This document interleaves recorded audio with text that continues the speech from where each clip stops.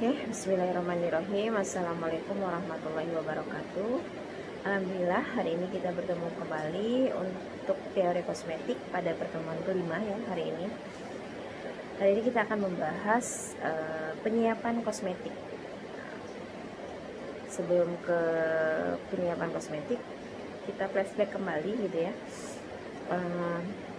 dari peraturan kosmetik.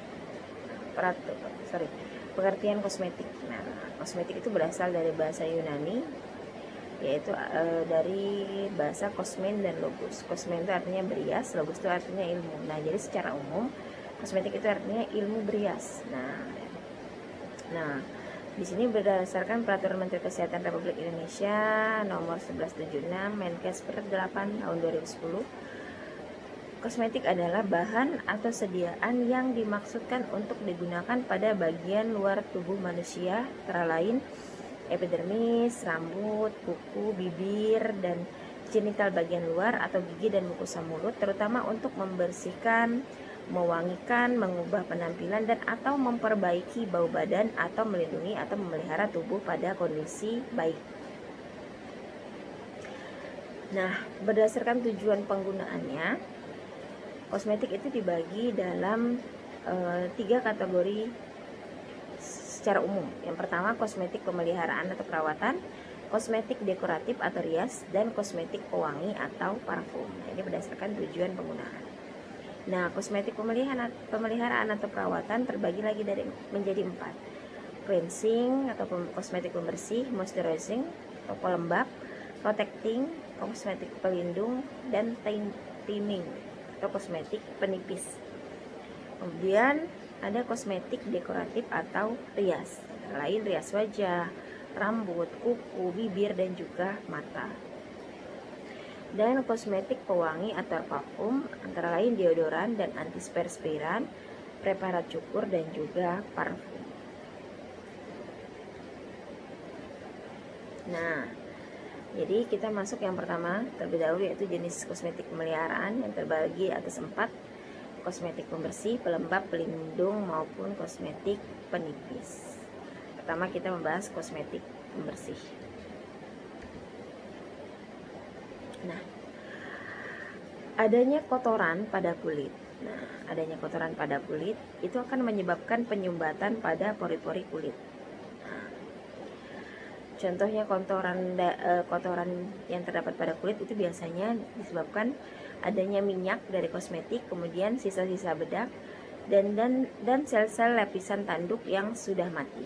Nah, sehingga adanya kotoran tersebut ya dari penggunaan kosmetik pada kulit menyebabkan penyumbatan pada pori-pori kulit. Karena kotoran yang menempel pada kulit itu berbeda-beda, nah, ada berupa minyak kosmetik, debu, talkum, atau sel-sel kulit mati, dan masing-masing mempunyai sifat yang agak berbeda-beda. Nah, sehingga bahan pembersihnya dan cara pembersihannya juga berbeda, karena kotorannya juga berbeda. Nah, bahan dasar dari kosmetik juga berbeda. Kosmetik pembersih dapat digunakan untuk perawatan sehari-hari maupun perawatan secara berkala. Nah, kosmetik pembersih dibuat dengan bahan-bahan yang dapat mengangkat kotoran yang bersifat lemak atau minyak maupun debu. Selain itu juga memiliki sifat dapat menetralkan kembali kondisi pH kulit yang berkisar antara 4,5 sampai 6.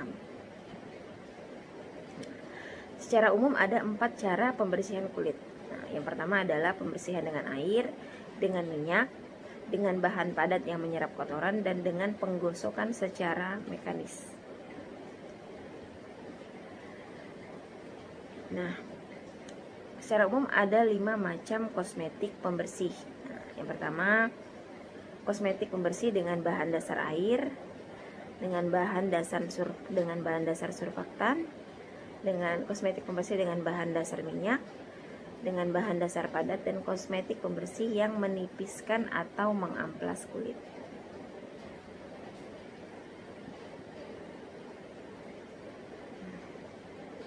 Oke, kita bahas yang pertama, kosmetik pembersih dengan bahan dasar air.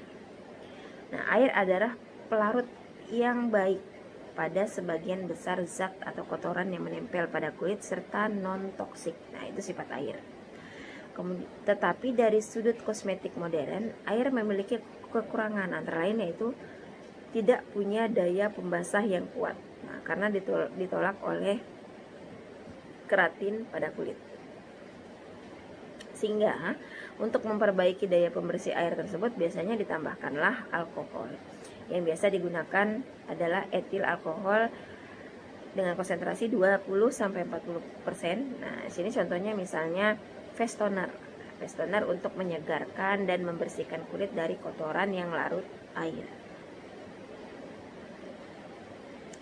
Nah, manfaat dari penambahan alkohol tadi pada kosmetik pembersih. Yang pertama yaitu mengurangi tegangan permukaan kulit sehingga kulit menjadi lebih mudah basah. Kemudian menimbulkan rasa segar karena adanya penguapan alkohol. Kemudian menimbulkan efek pengurangan minyak di kulit. Kemudian adanya parfum yang digunakan dalam sediaan menjadi lebih mudah larut apabila sediaan kosmetik yang akan kalian gunakan ditambahkan parfum, ditambahkan pengaroma. Nah, dengan penggunaan alkohol ini dapat meningkatkan kelarutan dari parfum tersebut. Kemudian menimbulkan efek astringen atau pencitraan sublendir dan dapat digunakan sebagai desinfektan ringan. Nah, yang pertama tadi adalah dengan air dan penambahan alkohol. Kemudian yang ini adalah kosmetik pembersih dengan bahan dasar surfaktan. Penambahan alkohol memperbaiki daya pembersih air, namun face toner jauh dari sempurna sebagai pembersih kulit. Nah, walaupun tadi sudah ada kombinasi air dan alkohol sebagai pembersih kulit, ternyata kedua kombinasi tersebut jauh dari sempurna sebagai pembersih kulit karena daya pelarutnya terhadap kotoran terlalu lemah, sehingga diatasilah dengan penambahan surfaktan. Oh, ternyata perlu lagi ditambahkan surfaktan. Surfaktan di sini adalah bahan-bahan yang memperbaiki daya pembersih air karena memperbesar daya pembasah kulit dan mencegah partikel kotoran melekat pada kulit dengan jalan mengemulsikannya, melarutkannya dan mendispersikannya. Nah, jadi surfaktan di sini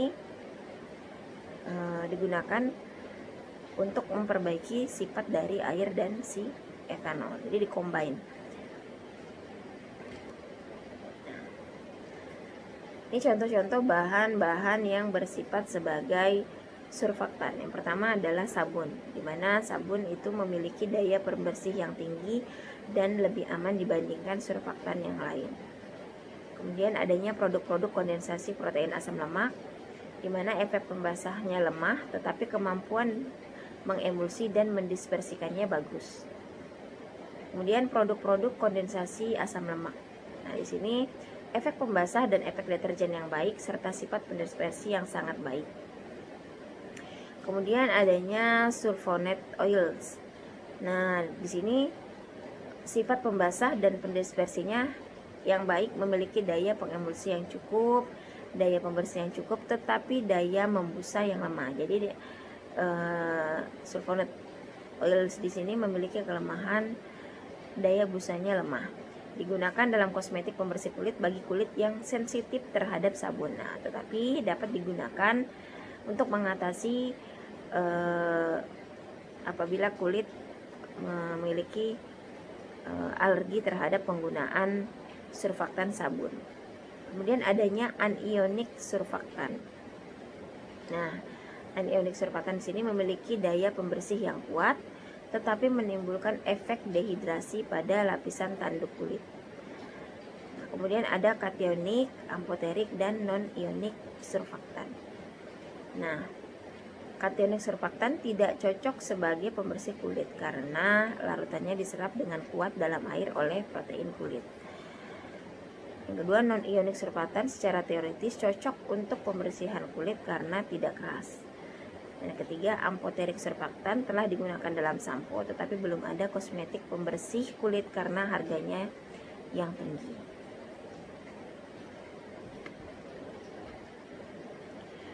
Nah, berikut kosmetik pembersih dengan bahan dasar minyak. Nah, tadi sudah dengan air, kemudian dengan kombinasi air dan etanol, dan yang ketiga kombinasi air, etanol, dan surfaktan. Dan ini adalah kosmetik pembersih dengan bahan dasar minyak. Nah, keuntungannya pastinya lebih efektif dalam membersihkan kotoran yang larut dalam minyak tapi tidak larut dalam air. Kemudian resiko kulit menjadi kering dan pecah-pecah berkurang karena bahan dasarnya minyak, sehingga lebih mempertahankan elastisitas kulit dan menjaga kelembaban kulit. Kemudian mengatasi pembengkakan dan penghilangan lemak kulit oleh pembersih sabun. Nah, selain keuntungan juga memiliki kekurangan. Bahan-bahannya seperti mineral oil, contoh minyak zaitun, castor oil itu lebih mahal. Nah, biasanya pembersih dengan bahan dasar minyak ini harganya relatif lebih tinggi. Kemudian air yang tertinggal di permukaan kulit sulit menguap dengan sendirinya, dan kotoran yang larut dengan air pastinya sukar dibersihkan dengan minyak. Nah, jadi disesuaikan penggunaan kosmetik yang digunakan, apakah mudah dibersihkan air atau dominan mengandung komposisi minyaknya lebih tinggi. Nah, jika komposisi minyak lebih tinggi, berarti gunakanlah kosmetik pembersih dengan bahan dasar minyak agar sisa dari kosmetik mudah dibersihkan. Kemudian berikut kosmetik pembersih dengan bahan dasar padat. Nah, terdapat 2 preparat. Di sini ada bentuk serpihan atau bubuk padat dan bentuk krim. Nah, bentuk krim itu adalah bubuk padat terbentuk setelah cairan pelarut menguap di permukaan kulit. Nah, bahan dasar padat memiliki daya pembersih yang kuat, menimbulkan efek lembut pada kulit sehingga cocok untuk yang tidak dapat mentoleransi sabun. Kemudian berisi bahan koloidal atau selulosa atau derivat protein. Selain pada kemampuan menyerap kotoran, daya pembersih preparat ini juga didasarkan pada kemampuan bahan-bahan koloidal itu mensuspensi partikel-partikel kotoran. Kemudian bahan baku utama yaitu buah almond yang dipres, kemudian dikeringkan dan dipulverisasi. Tetapi karena harganya mahal, biasanya sering diganti dengan biji peach atau aprikot. Bahan lainnya misalnya talkum, tapioka, akar oris, dan sejumlah abrasiva.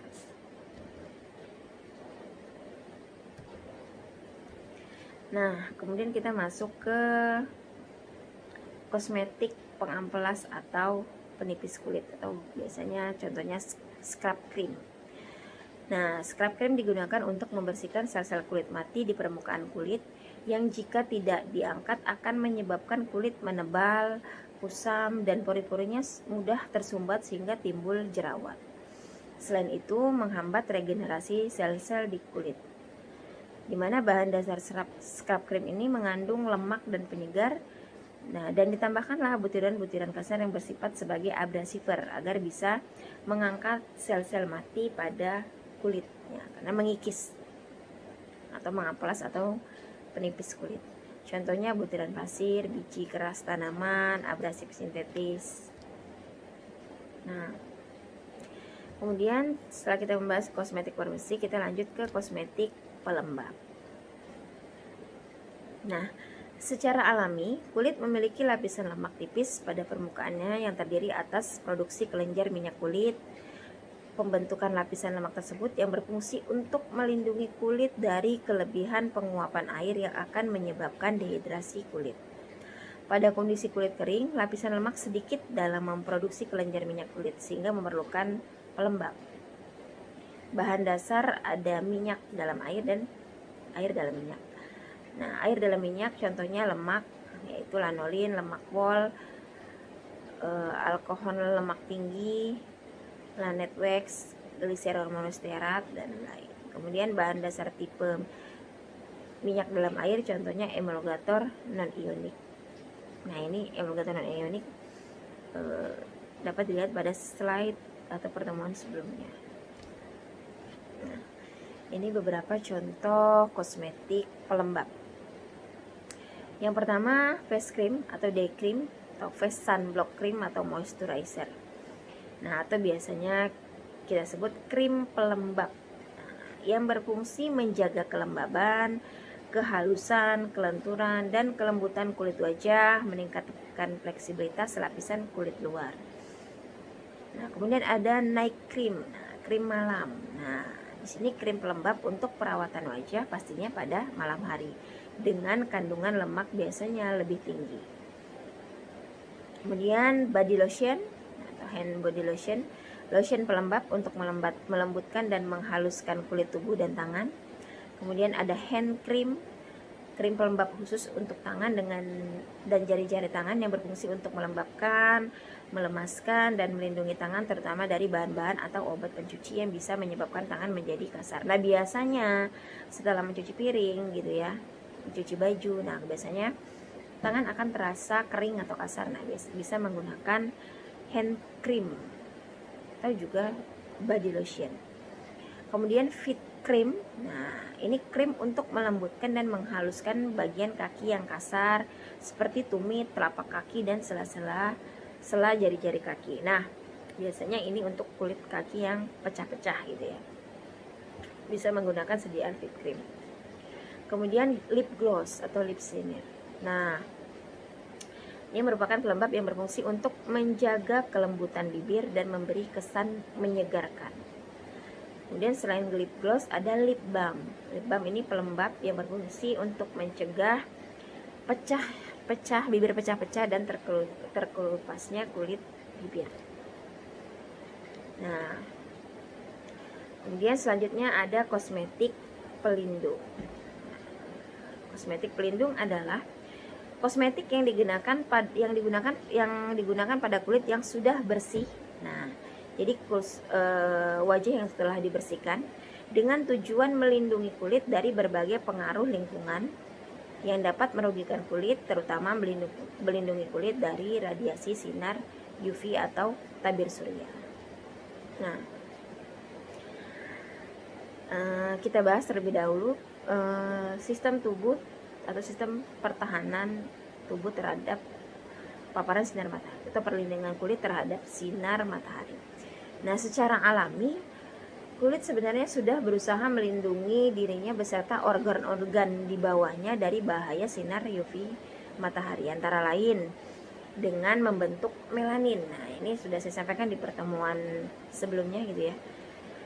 Jadi dengan membentuk pertahanan kulit itu terhadap adanya paparan sinar matahari dengan membentuk butiran-butiran pigmen kulit atau melanin yang sedikit banyak memantulkan kembali sinar matahari. Jadi sinar matahari yang terpapar ke kulit akan secara alami melakukan perlindungan dengan membentuk melanin agar paparan sinar matahari tersebut ditolak. Nah, jika kulit terpapar sinar matahari, maka timbul dua tipe reaksi melanin, yaitu penambahan melanin dengan cepat ke permukaan kulit dan pembentukan tambahan melanin baru yang menyebabkan adanya noda hitam pada kulit yang biasanya kita sebut plek hitam gitu ya.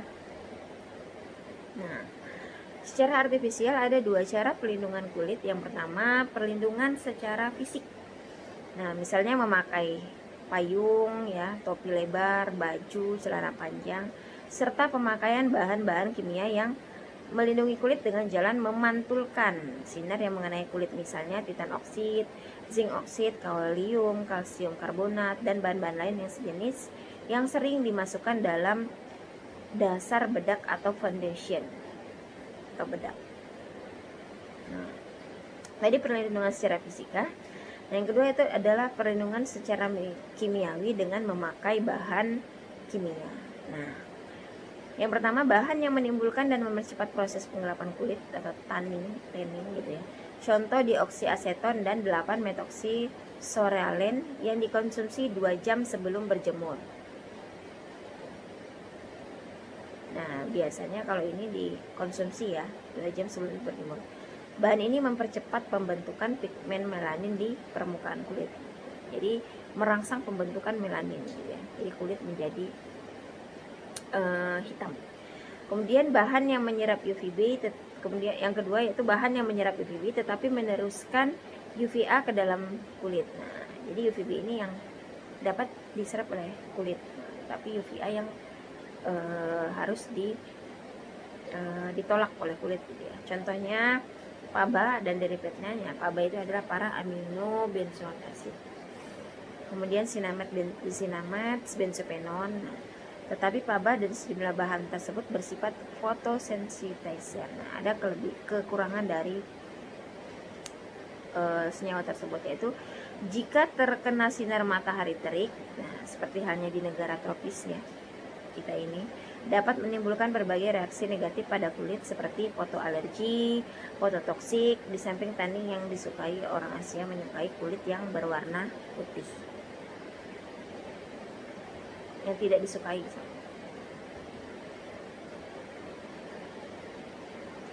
Nah, selanjutnya kita masuk ke syarat-syarat preparat kosmetik tabir surya atau sunscreen. Nah, jadi untuk perlindungan terhadap paparan sinar matahari agar kulit tidak terpapar langsung oleh sinar matahari, nah, maka dan tidak terbentuknya melanin atau flek. Nah, biasanya terkena paparan wajah kita akan terbentuk flek hitam gitu ya. Nah, jadi untuk mengatasinya digunakanlah sediaan yang namanya sunscreen atau tabir surya. Nah, syaratnya yang pertama mudah dipakai, kemudian jumlah preparat yang menempel mencukupi kebutuhan, bahan dasar dan bahan aktif dalam preparat mudah tercampur, dan bahan dasarnya mampu mempertahankan kelembutan dan kelembaban kulit. Ini bentuk-bentuk preparat sunscreen ya, dapat berupa preparat anhidros, minyak wijen, emulsi, kemudian preparat tanpa lemak, contohnya etil alkohol, sorbitol. Nah, contoh kosmetik pelindung biasanya bentuknya gel atau krim, ada juga spray gel ya, kemudian ada sunblock. Nah, selanjutnya kita ke kosmetik penipis, nah atau penipis atau apa ya, pengelupasan ya. Nah,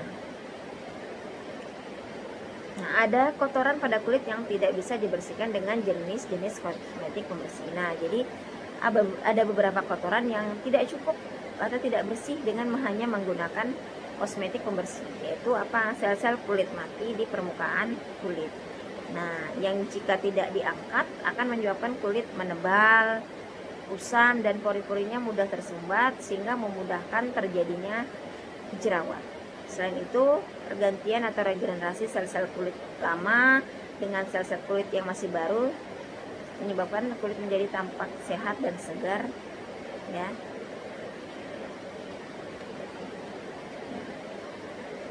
Tujuan utama pemakaian kosmetik penipis atau pengamplas kulit adalah untuk mengangkat atau membuang atau peeling biasanya disebut ya. Membuang sel-sel kulit yang sudah mati pada lapisan tanduk kulit agar tidak menumpuk. Nah, penumpukan sel-sel kulit mati ini akan mengakibatkan tadi terjadinya penebalan kulit dan penyumbatan pori-pori kulit, sehingga biasanya terjadinya timbulnya jerawat, komedo gitu ya. Di samping untuk mengangkat sel-sel kulit yang sudah mati, kosmetik ini juga digunakan untuk membersihkan kulit secara mendalam, sehingga sering juga dimasukkan dalam kelompok kosmetik pembersih kulit. Nah, ini beberapa contoh jenis sediaan kosmetik tadi ya. Yang pertama kosmetik pembersih atau cleanser, ada sabun, cleansing cream, cleansing mix, dan penyegar kulit. Untuk pelembab atau moisturizer ada moisturizing cream, night cream, wrinkle cream. Kosmetik pelindung misalnya sunscreen, foundation, sunblock. Kosmetik untuk menipis misalnya scrub cream yang berisi butiran-butiran halus yang berfungsi sebagai pengamplas atau abrasiver. Nah, sekian perkuliahan hari ini. Jika ada pertanyaan silahkan di Google Class. Untuk penugasan akan saya sampaikan nanti ya di Google Classroom, silahkan dicek. Oke, sekian perkuliahan hari ini saya tutup. Saya ucapkan terima kasih. Wassalamualaikum warahmatullahi wabarakatuh. Oke, bismillahirrahmanirrahim. Assalamualaikum warahmatullahi wabarakatuh. Alhamdulillah kita bertemu kembali pada perkuliahan hari ini untuk teori kosmetik di pertemuan ke-6 ya. Di pertemuan sebelumnya kita sudah membahas tentang kosmetik pemeliharaan. Nah, hari ini kita akan membahas tentang kosmetik dekoratif.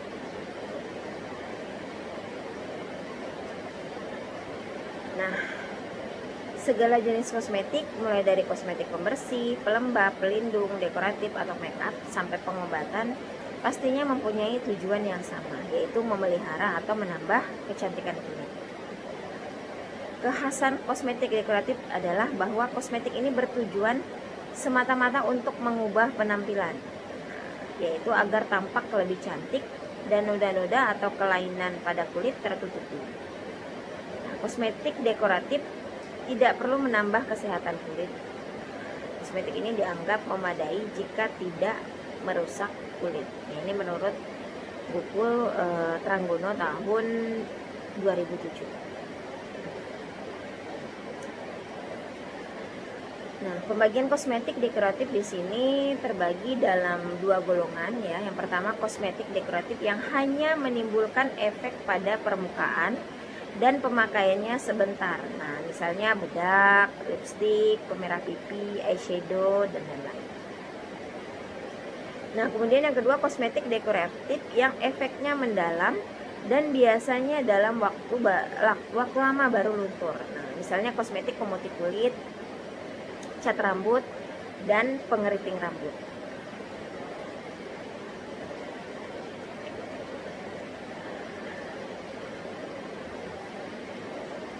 Nah, yang pertama kita membahas peranan zat pewarna. Peranan zat pewarna dalam kosmetik dekoratif. Dalam kosmetik dekoratif, zat pewarna memegang peranan sangat besar. Zat warna untuk kosmetik dekoratif berasal dari berbagai kelompok. Yang pertama, ada zat warna alam yang larut. Zat ini sekarang sudah jarang dipakai dalam kosmetik ya. Zat warna alam. Sebetulnya dampak zat alam ini pada kulit lebih baik daripada zat warna sintetis, tetapi kekuatan perwarnaannya relatif lemah, tak tahan cahaya dan relatif mahal. Misalnya karmin, zat warna merah yang diperoleh dari tubuh serangga Coccus cacti yang dikeringkan, klorofil daun-daun hijau, henna yang diekstraksi dari daun Lawsonia inermis, karoten zat warna kuning, antosianin zat warna merah ungu. Nah, jadi zat warna alam yang larut ini sebenarnya lebih aman gitu ya, lebih aman dibandingkan sintetik. Tetapi dia relatif lebih mahal dan memiliki biasanya zat aktif yang terkandung itu biasanya dia tidak stabil. Nah, biasanya dia tidak pada saat diaplikasikan pada sen kosmetik dan diaplikasikan ke kulit tidak menempel pada kulit gitu ya. Nah, kemudian zat warna sintetis yang larut. Nah, di sini zat warna sintetis pertama kali disintesis dari anilin. Nah, sekarang benzena, toluena, antrasen yang berfungsi sebagai produk awal bagi kebanyakan zat warna. Nah, sifat-sifat zat warna sintetis yang perlu diperhatikan, yang pertama adalah intensitas harus kuat sehingga jumlah sedikit pun sudah memberi warna. Kemudian harus bisa larut dalam air, alkohol, minyak atau salah satunya ya. Kemudian sifat yang berhubungan dengan pH. Nah, beberapa zat warna hanya larut dalam pH asam, lainnya hanya dalam pH alkalis atau basa. Kemudian pelekatan pada kulit atau rambut. Daya lekat berbagai zat warna pada kulit dan rambut itu berbeda-beda. Terkadang kita memerlukan daya lekat seperti cat rambut. Nah, namun terkadang kita menghindarinya, misalnya penggunaan sabun. Tidak mungkin kita ingin menggunakan sabun yang dapat memberikan warna pada kulit gitu ya. Nah, kemudian toksisitas. Nah, yang toksik pastinya harus dihindari, tetapi ada derajat keamanannya. Nah, ini merupakan peranan zat pewarna dalam kosmetik dekoratif. Nah, yang pertama, pigmen alam. Nah, pigmen alam adalah pigmen warna pada tanah yang memang terdapat secara alamiah. Nah, misalnya aluminium silikat. Nah, yang warnanya tergantung pada kandungan besi oksida atau mangan oksidanya, misalnya kuning, coklat, merah bata atau coklat tua gitu ya. Nah, zat warna ini murni, nah sama sekali tidak berbahaya dan penting untuk mewarnai biasanya bedak dalam bentuk krim dan make up dalam bentuk stick. Nah, biasanya menggunakan pigmen alam dari warna pada tanah yang mengandung aluminium silikat. Kemudian pigmen sintetis. Nah, dewasa ini besi oksida sintetis sering menggantikan zat warna alam. Nah, warnanya lebih intens dan lebih terang. Pilihan warnanya antara lain kuning, coklat sampai merah, dan macam-macam violet. Nah, pigmen sintetis putih seperti zinc oxide dan titanium oxide termasuk dalam kelompok zat pewarna kosmetik yang terpenting. Nah, zinc oxide tidak hanya memainkan satu peran dalam pewarnaan kosmetik dekoratif, nah tetapi juga dalam preparat kosmetik dan farmasi lainnya. Nah, banyak pigmen sintetis yang tidak boleh dipakai dalam preparat kosmetik karena toksik, misalnya kadmium sulfit dan Prussian blue.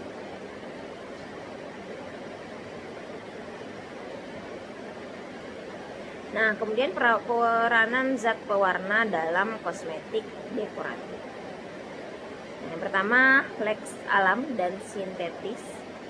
Nah, Lex ini dibuat dengan mempresipitasikan satu atau lebih zat warna yang larut air di dalam satu atau lebih substrat yang tidak larut dan mengikatnya sedemikian rupa. Nah, biasanya dengan reaksi kimia, sehingga produk akhirnya menjadi bahan pewarna yang hampir tidak larut air, minyak, atau pelarut lain. Nah, kebanyakan Lex ini dibuat dari zat warna sintetis. Nah, kecuali Florentina Lex yang diperoleh dari presipitasi karmin dan brazilin. Nah, ini merupakan zat warna dari sayuran di dalam aluminium hidroksida. Lex yang dibuat dari zat warna asal coal-tar merupakan zat pewarna terpenting di dalam bedak, lipstik, dan make up warna lainnya karena lebih cerah dan lebih kompatibel dengan kulit. Kemudian substrat paling umum adalah zinc oxide, AlOH, aluminium fosfat, barium sulfat, magnesium karbonat, alumina hidrat, dan kaolin. Nah, kosmetik dekoratif itu atau rias itu terbagi dalam 5 kelompok. Ada rias wajah, rias rambut, kuku, bibir, dan mata. Pertama, rias wajah atau bedak atau face powder. Fungsi utama face powder adalah untuk menutupi kulit wajah secara visual. Ada 2 bentuk face powder, yaitu yang pertama loose powder atau bedak bubuk, ya, adalah sediaan kosmetik berupa bubuk halus, lembut, homogen sehingga mudah ditaburkan atau disapukan merata pada kulit wajah. Nah, bahan-bahan yang digunakan dalam pembuatan bedak tabur adalah bahan dasarnya adalah golongan silikat, kemudian karbonat, ya. Bahan pengikat ini ada guanin dari senyawa alam, sintetisnya ada bismut oksiklorida. Bahan pewarna yang digunakan harus sesuai dengan yang diizinkan Badan POM dan jumlahnya biasanya berkisar 1 sampai 5%. Nah, kemudian bahan pewangi. Kemudian ada compact powder. Nah, yang tadi ada loose powder, bedak bubuk, dan ada compact powder atau bedak padat. Nah, loose powder ini compact powder ini adalah loose powder yang dipres menjadi bentuk cake. Nah, jadi bahan dasarnya sebenarnya sama, ya, tetapi pada compact powder ini loose powdernya dipres menjadi bentuk cake. Nah, komposisinya mirip dengan loose powder, tetapi efeknya pada kulit agak berbeda. Nah, komposisi bahan-bahan pengikatnya memperbesar adhesinya pada kulit. Nah, bahan baku dasar harus memiliki efek pengikat tertentu. Contohnya tepung beras, aluminium oksida, kaolin, zinc stearat, barium sulfat, dan strontium sulfat cukup memuaskan untuk tujuan tersebut. Nah, kemudian yang tadi bedak atau face powder, nah yang ini adalah perona pipi atau RO. Nah, perona pipi ini, produk ini bertujuan untuk memerahkan pipi sehingga penggunaannya tampak lebih cantik dan lebih segar. Perona ini dipasarkan dalam bentuk loose atau compact powder yang pertama. Loose powder adalah bentuk yang paling sederhana, berisi pigmen dan leks dalam bentuk kering, diencerkan dengan bahan-bahan powder standar seperti talkum, zinc stearat, dan magnesium karbonat. Nah, kandungan pigmen biasanya 5-20%. Compact powder lebih populer daripada loose powder karena tidak begitu berterbangan ketika dipakai, sehingga bubuk yang berwarna itu tidak mengotori pakaian. Kemudian dapat melekat lebih baik di kulit. Kemudian ada bahan anhydrous cream roll. Nah, dalam preparat ini zat-zat pewarna atau pigmen, leks, dan atau cat larut minyak itu didispersikan atau dilarutkan dalam basis lemak, minyak, lilin, fat, oil, dan wax. Dibandingkan dengan yang powder, anhydrous cream rocks ini memiliki keuntungan dapat membentuk lapisan tipis yang rata di permukaan kulit sehingga tampak lebih alami daripada loose powder. Nah, krim ini juga bersifat menolak air sehingga resiko lunturnya rok karena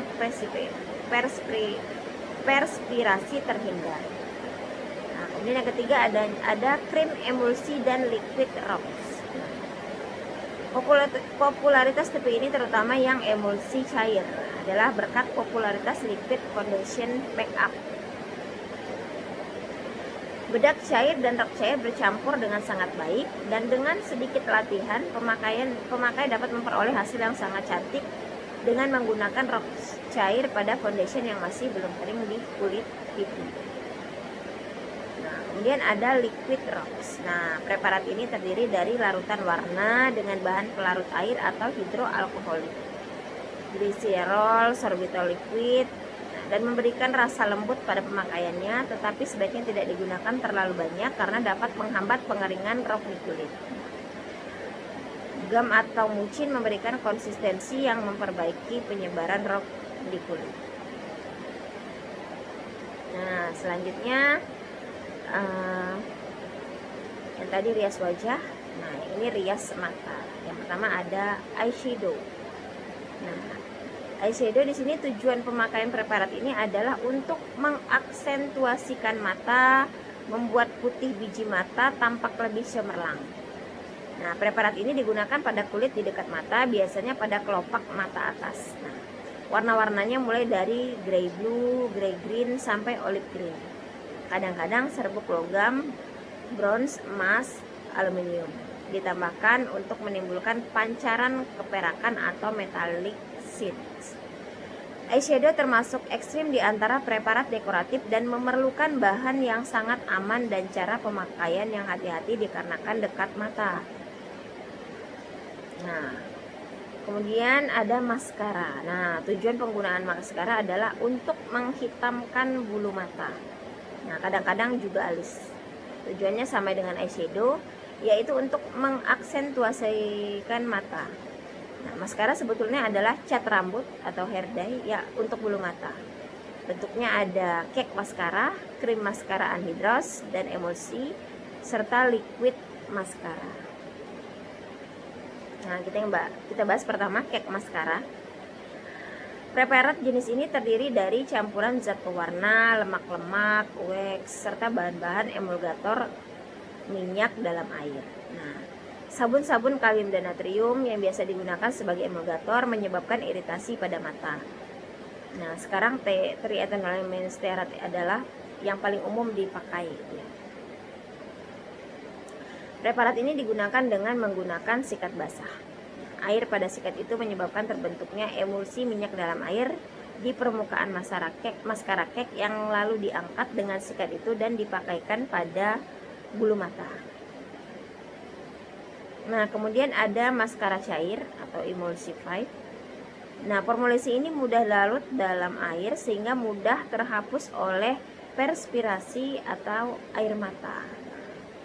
Jadi kelemahan dari maskara cair ini itu tadi ya, mudah terhapus oleh air mata. Makanya biasanya kita melihat ada yang menangis menggunakan maskara, malah melebar gitu ya maskaranya.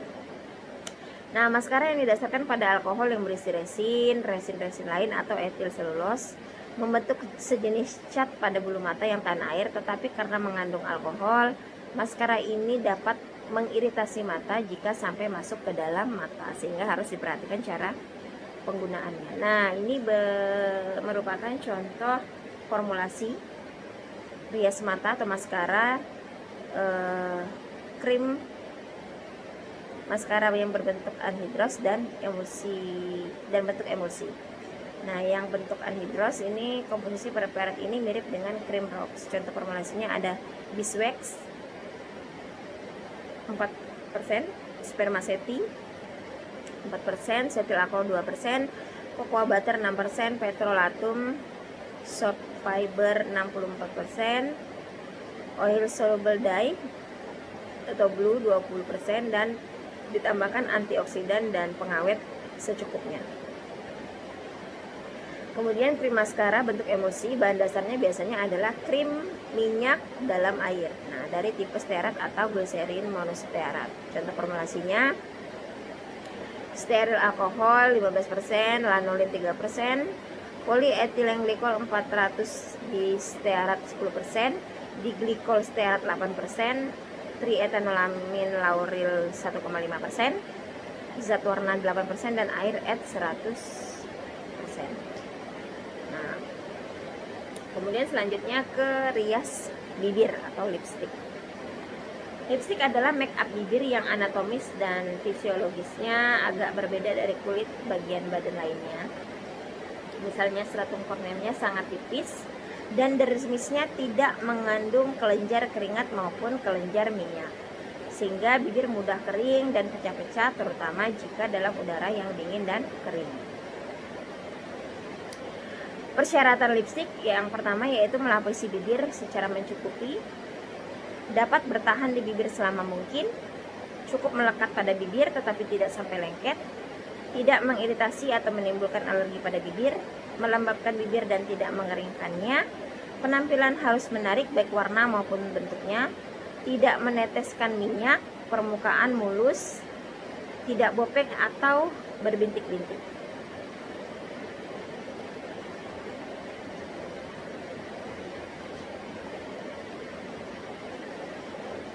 Nah, komposisi dari lipstick yang pertama ada lilin, misalnya karena mau wax, parafin wax, beeswax, spermaceti.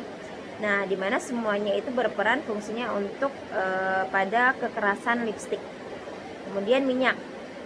Fase minyak dalam lipstick dipilih terutama berdasar kemampuannya melarutkan zat-zat warna eosin, misalnya minyak kastor, isopropil miristat, isopropil palmitat, parafin oil, dan lain-lain. Kemudian lemak. Nah, misalnya krim kakao, minyak tumbuhan yang sudah dihidrogenasi, misalnya hidrogenat castor oil, setil alkohol, olil alkohol, dan lanolin. Kemudian ada asetogliserida yang direkomendasikan untuk memperbaiki sifat tiksotropi batang lipstick, sehingga meskipun suhu berfluktuasi kepadatan lipstick tetap konstan. Makanya pada sediaan lipstick biasanya dilakukan evaluasi kepatahan untuk melihat kekerasan dari lipstick tersebut. Kemudian zat-zat pewarna. Zat-zat pewarna yang dipakai secara universal di dalam lipstick adalah zat warna eosin yang memenuhi persyaratan sebagai zat warna untuk lipstick, yaitu kelekatan pada kulit dan kelarutannya dalam minyak. Nah, pelarut terbaik untuk eosin adalah castor oil. Nah, kemudian ada surfaktan. Surfaktan ini ditambahkan untuk memudahkan pembasahan dan dispersi partikel-partikel pigmen warna yang padat. Kemudian ada antioksidan, bahan pengawet, bahan pewangi atau lebih tepat bahan pemberi rasa segar, harus menutupi bau dan rasa kurang sedap dari lemak-lemak dalam lipstick dan menggantinya dengan bau dan rasa yang menyenangkan.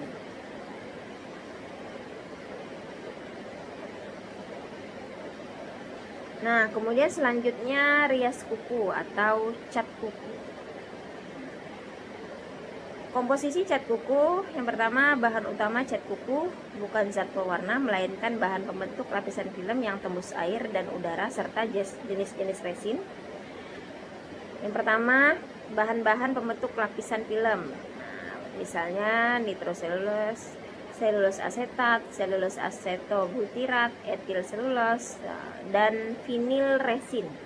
Nah, tetapi yang terbaik sejak dulu sampai sekarang adalah nitroselulose. Biasa digunakan sebagai bahan pembentuk lapisan film pada sediaan cat kuku. Kemudian plasticizer. Nah, karena larutan nitroselulose yang mengering di permukaan kuku akan membentuk lapisan yang keruh dan mudah terkelupas, maka cat kuku perlu ditambah bahan plasticizer. Nah, misalnya ester polybasic acid. Nah, contohnya di botil talet, trietil citrat, trikresil fosfat, diotil adipat, castor oil, kampor, derivat urea, butil stearat. Kemudian resin, misalnya gum damar, benzoic resin, dan resin alam lainnya. Yang sering digunakan adalah resin sulfonamid formaldehid, di mana tujuan pemakaian resin di sini adalah agar cat kuku lebih rekat dan lebih tebal, gitu ya.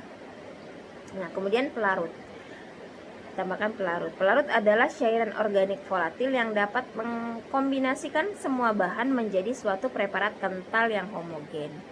Nah, umumnya campuran digunakan berbagai pelarut. Kemudian bahan-bahan pewarna pastinya. Nah, umumnya digunakan adalah kombinasi pigmen dengan lax, karena soluble dyes saja akan membuat warna cat kuku kurang mendalam dan kurang intens.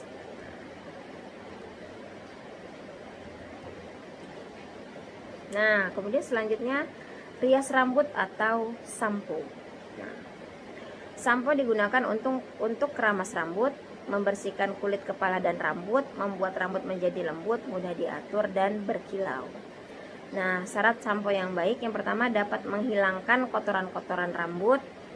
Busa dapat terbentuk segera dan mudah dihilangkan dengan pembilasan. Tidak bersifat iritasi pada mata dan kulit kepala. Harus mudah dihilangkan dengan pembilasan. Rambut lembut, kemilau, wangi, dan mudah diatur. Dimana bahan dasar yang digunakan dalam sediaan sampo itu ada dua, yaitu sabun dan deterjen sintetis. Nah, deterjen sintetis di sini contohnya golongan anionik, golongan primary alkyl sulfat, misalnya thea lauryl sulfat, golongan secondary alkyl sulfat, misalnya lauric monoglycerid amonium sulfat, golongan sarkosin, misalnya laurosil sarkoin, kokoil sarkosin. Paling sering digunakan itu adalah sodium lauryl sulfat atau SLS, dan triethanolamin lauryl sulfat yang harganya murah tetapi memiliki daya pembersih yang kuat. Kemudian golongan kationik, ada garam amonium kuartener, misalnya steril dimetil amonium klorid, dilauryl dimetil amonium klorid, setil trimetil amonium bromid. Nah, di mana daya pembasahnya kuat tetapi daya pembersihnya kurang baik.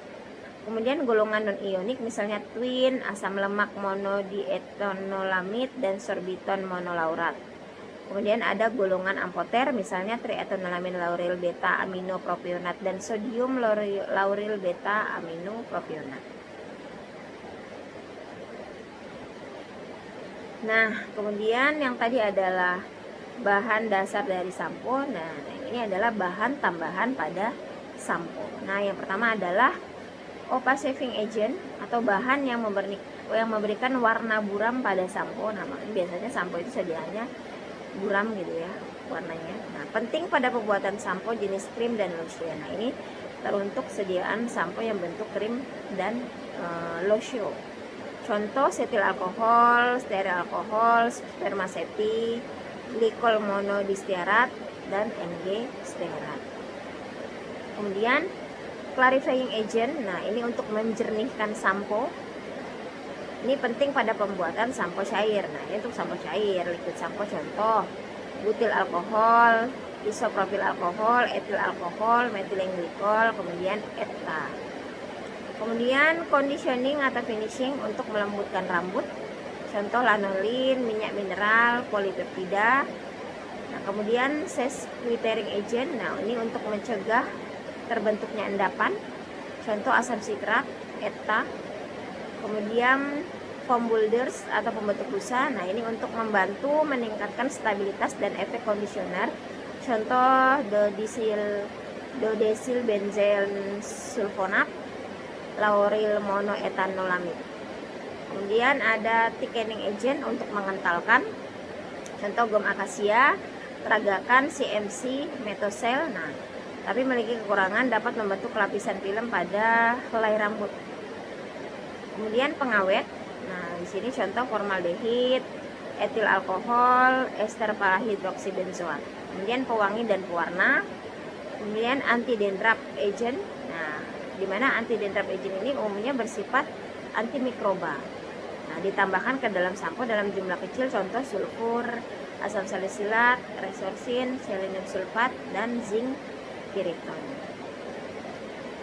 Oke, demikian pertemuan kita pada hari ini terkait dengan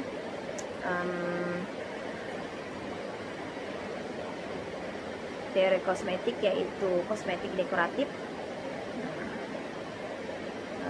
Jika ada pertanyaan silahkan di Google Classroom, dan untuk penugasan nanti akan saya arahkan di Google Class.